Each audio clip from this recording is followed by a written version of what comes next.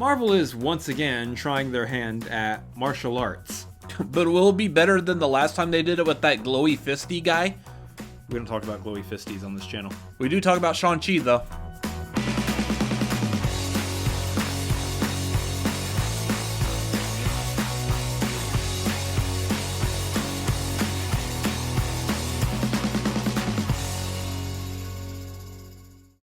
What's going on, guys? We're the Cinefanatics. My name is Chris Adams. And I'm Robert Adams. And today we are bringing you a review for Shang-Chi and the Legend of the Ten Rings. So excited to see Marvel movies again. Are you as excited as we are about seeing Marvel movies? Let us know down below in the comments. Already. Let us know what's going on with this. Also, make sure you check us out on patreon.com/cinefanatics, where we're building a movie-loving community.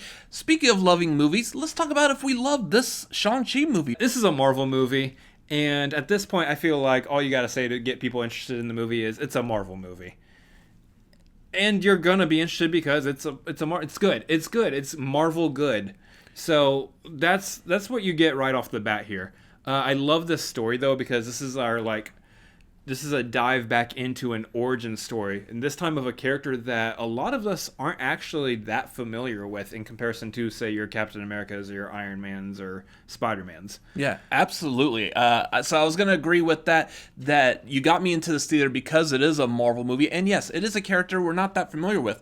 I absolutely love Marvel comics, grew up with it, but the comics I was reading at the time were all like Spider-Man, X-Men, Silver Surfer, Shang-Chi, not really a part of them, so I don't know anything about this character, but I was still anxious for this movie.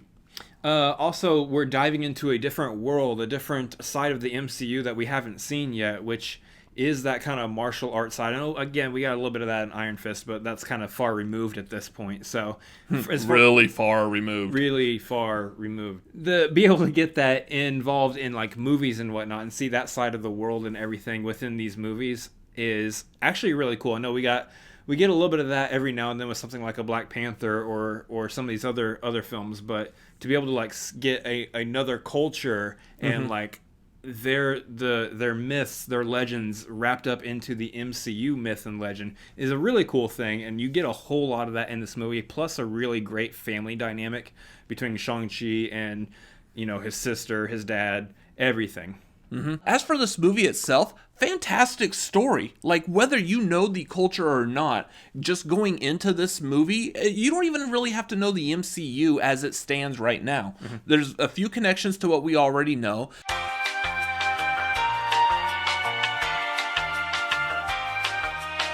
And that's pretty much all you really need to say. Yeah. If you could think it, you're probably right. But we are touching on a villain that we were hinted at before that we never actually got in the Iron Man series, which is the Mandarin, or in this case, he goes by a different name. He doesn't actually officially go by the Mandarin here, but he was, in the comics, Iron Man's like arch nemesis. Yeah. In here, he is Shang-Chi's dad. Wenwu. Yeah. Which in the comics, this is something that was from the comics as far as my research goes. It's just in the comic books, his father was Fu Manchu, and all the stereotypes that go with the Fu Manchu character. So Marvel said no. Really intelligently decided, no, we're not going to do that. Yeah. So they created essentially an original character as both his father and to fill the shoes of the Mandarin character that was hinted at in Iron Man 3. Yeah. And what I love about this is that the storyline with his father, what his motivation, his reasoning for what's happening in the film is actually really, it's really touching. It's kind of sad, and it's a different motivation than we've seen from like any other villain in the MCU. Yeah. And so that was kind of refreshing and a kind of interesting new take, and really leans into that family dynamic that I think played so well in this film.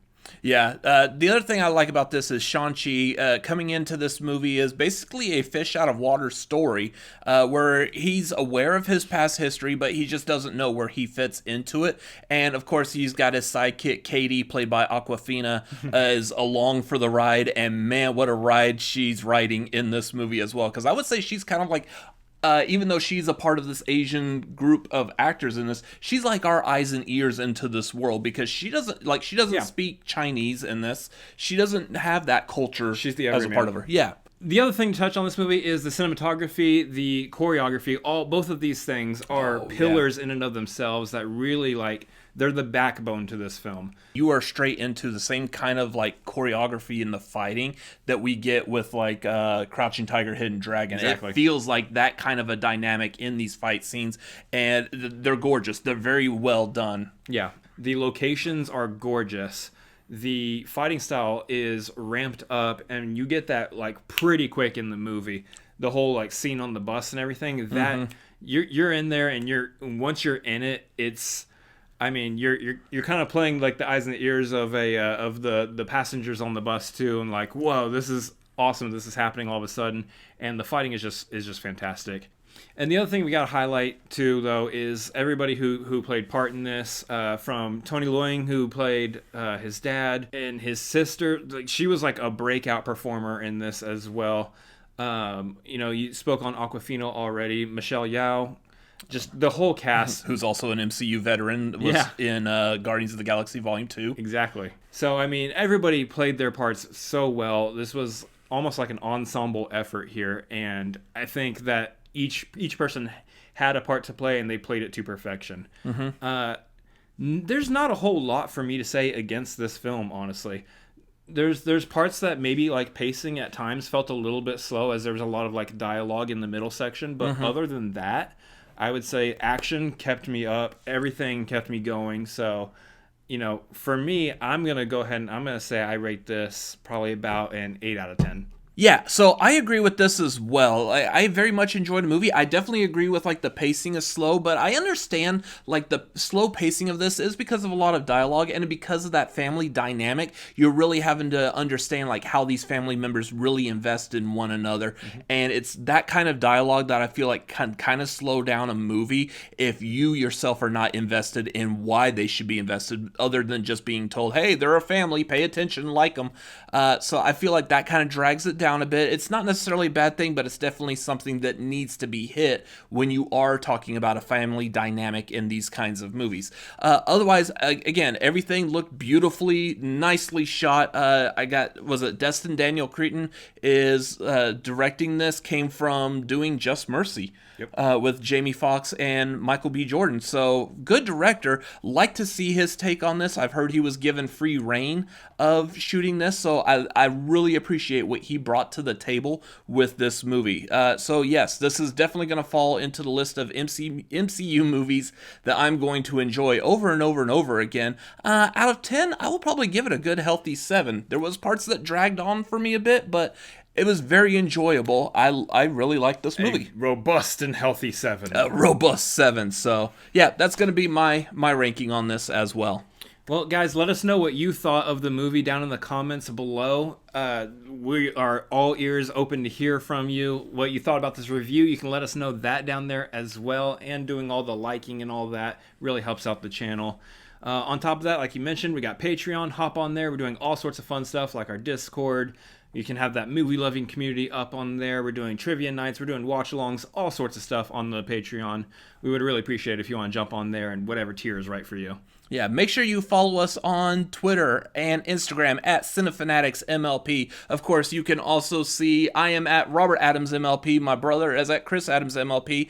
And for this channel, the Cinefanatics, make sure you drop us a like. Did you like this movie? Did you like this review? Hit that thumbs up. That's what YouTube likes you to do.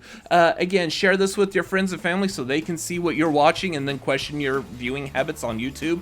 If that's a thing that is weird in your family, who knows? Whatever. Also, make sure you subscribe to us. You can hit the subscribe button that's down below here. There's also a subscribe button up there above our heads, and over here off to the side are a couple other videos that we have made. And as always, I feel like doing just a bunch of martial arts now. You know nothing about it.